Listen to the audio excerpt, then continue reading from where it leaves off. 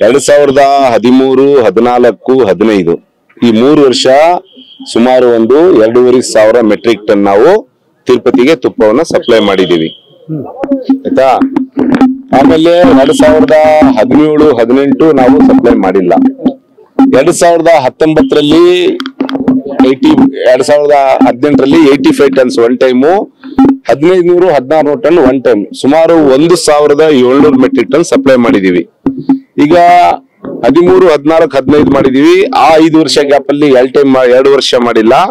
ಮತ್ತೆ 19ರಲ್ಲಿ ನಾವು ಸುಮಾರು ಒಂದು 1700, 1800 ಟನ್ ಮಾಡಿದ್ಮೇಲೆ ಸೊ 2020ರಿಂದ 2024 ತನಕ ನಾವು 1 ಟನ್ ಕೂಡ 1 kg ತುಪ್ಪ ಕೂಡ ನಾವು ಸಪ್ಲೈ ಮಾಡಿಲ್ಲ.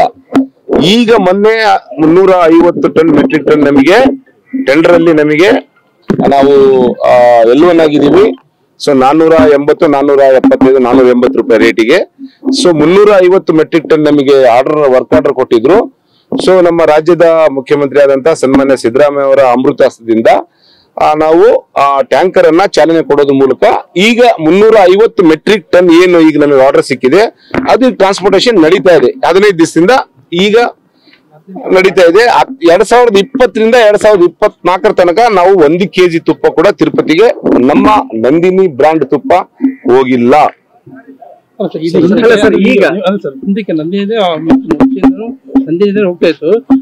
ನೋಡ್ರಿ, ಬೇರೆ ಬೇರೆ ಬ್ರಾಂಡ್ ನೋಡ್ರಿ, YSR ಕಾಂಗ್ರೆಸ್, ಆಮೇಲೆ ಸೊ ಯಾರು ಚಂದ್ರಬಾಬು ನಾಯ್ಡು ಸರ್ಕಾರ, ಅದು ನಮಗೆ ಸಂಬಂಧ ಇಲ್ಲ. ಅದ್ರ ಬಗ್ಗೆ ನಾನು ಮಾತಾಡಕ್ ಹೋಗಲ್ಲ.